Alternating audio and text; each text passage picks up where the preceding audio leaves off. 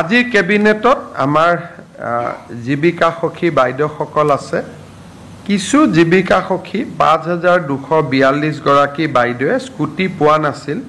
তেওঁলোকক আমি একোখনকৈ স্কুটি দিবৰ বাবে সিদ্ধান্ত গ্ৰহণ কৰিছো কিছু ট্ৰান্সপোৰ্ট ট্যাক্সত আমাৰ হাল খলনি আছে বিশেষকৈ ই-ৰিক্সা আদি সহায় কৰাৰ কাৰণে এই সম্পৰ্কৰো বিল এখন কেবিনেটত আহিব আজি কেবিনেটত লোৱা এটা ডাঙৰ সিদ্ধান্ত হ'ল অৰুণোদয় আঁচনিৰ সম্প্ৰসাৰণ আজি ডেটত 27 লাখ ব্যক্তিয়ে অৰুণোদয় আঁচনিৰ সুবিধা লাভ কৰি আহিছে এতিয়া আমি প্ৰতি সমষ্টিতে আৰু 10,000 কৈ অৰুণোদয় আঁচনিৰ আমি হিতাধিকাৰী দিব খুজিছো যি ধৰণে আমি লোকসভা নিৰ্বাচনত আপোনালোকে জানে যে আমি সমীক্ষা পত্ৰ বিতৰণ কৰিছিলো সমীক্ষা পত্ৰবিলাক উভতি আহিলে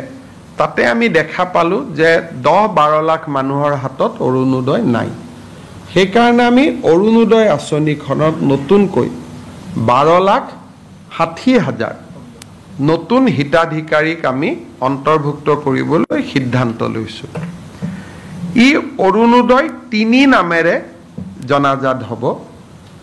অৰুণোদয় 2ৰ বেনিফিচিয়াৰী সকলেও 3ৰ বাবে নতুনকৈ আবেদন কৰিব লাগিব আৰু 3ত নতুনকৈ আবেদনকাৰী অন্তৰ্ভুক্ত হ'ব এই অৰুণোদয় 3ৰ প্ৰক্ৰিয়াটো 15 ছেপ্টেম্বৰৰ পৰা আৰম্ভ হ'ব আৰু আমি 1 ফেব্ৰুৱাৰীত নতুন হিতাধিকাৰী সকলক আমি অৰুণোদয় আঁচনি দিয়া আৰম্ভ কৰিম তেতিয়ালৈকে পুৰণা অৰুণোদয় হিতাধিকাৰী সকলে নিৰন্তৰভাৱে অৰুণোদয় পাই থাকিব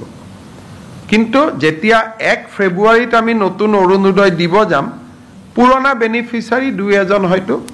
তেওঁলোকৰ কোনোবা ঘৰত চাকৰি পালে কোনোবা ঘৰত গাড়ী কিনিলে বিভিন্ন কাৰণত তেওঁলোকে নাপাব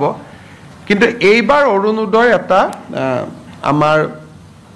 কন্ডিশন হল যে ৰেশন কাৰ্ড থাকা মানুহে অৰুণোদয় পাব ৰেশন কাৰ্ড নাথাকিলে অৰুণোদয় নাপায় ৰেশন কাৰ্ড থাকিলে অৰুণোদয়টো কিয় পাব ৰেশন কাৰ্ডবোৰ আধাৰ লিংক গতিকে অটোমেটিক অৰুণোদয়টো তেতিয়া আধাৰ লিংক হৈ যাব নহলে মই যোৱাবাৰ আপোনালোকক কৈছো যে বহুত সময়ত কিছু অৰুণোদয় বেনিফিচিয়াৰী কিছুমান মানুহৰ নাম সোমাইছে যাক বিচাৰি পাব দিগদাৰি হয় পিছত কেবিনেটত বহুত দিনৰ পৰা আপোনালোকে জানে মই আচৰিত হৈ আছিলো মাজে মাজে চিন্তিত হৈ আছিলো